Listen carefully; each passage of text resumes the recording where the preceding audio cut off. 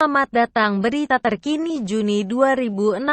Indonesia Corruption Watch mendesak Komisi Pemberantasan Korupsi segera mengungkap dugaan aliran uang Rp 30 miliar yang diduga menyangkut relawan pendukung calon petahana Gubernur DKI Jakarta Basuki Cahayapurnama, yakni teman Ahok. ICW mendukung penyelidikan yang telah dilakukan KPK demi mengetahui kebenaran isu tersebut. Selama ini kan informasinya masih simpang siur dan baru keluar dari mulut seorang politisi yang belum sepenuhnya valid.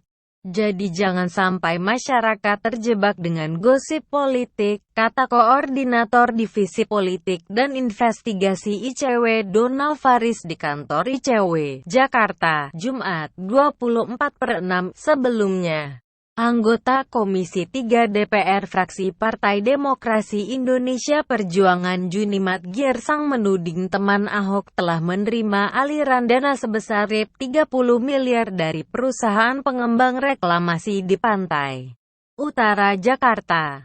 Hal itu disampaikan Junimat dalam rapat kerja Komisi 3 DPR dan KPK beberapa waktu lalu. Menanggapi hal itu, KPK berencana membuat surat penyelidikan baru untuk menelusuri aliran dana tersebut.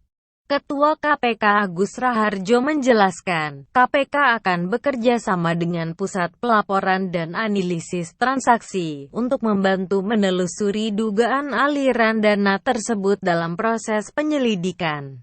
Surat penyelidikan baru belum saya tanda tangani, mungkin besok atau lusa, kata Agus di gedung DPR, Jakarta, Selasa, 21/6. ICW berpendapat rencana KPK mengeluarkan surat perintah penyelidikan sangat tepat, sebab penyelidikan ini penting agar masyarakat tidak terjebak dengan adanya sejumlah kabar miring yang menyerang teman Ahok.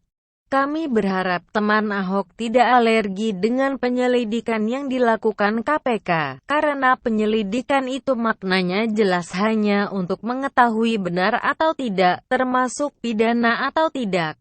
Jadi belum menyimpulkan, katanya. Donald mengatakan, relawan boleh menerima sumbangan sesuai aturan yang ada dalam perubahan Undang-Undang Nomor 8 Tahun 2015 tentang pemilihan kepala daerah.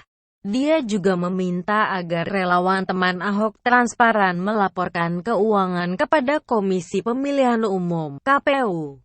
Laporan mereka diintegrasikan dengan baik agar keuangan mereka dapat diaudit dan dilihat oleh publik, kata Donald.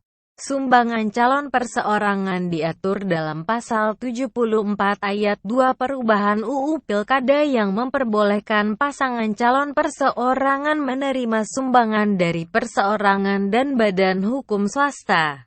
Dana ini harus diterima lewat rekening khusus atas nama pasangan calon dan didaftarkan kepada KPU.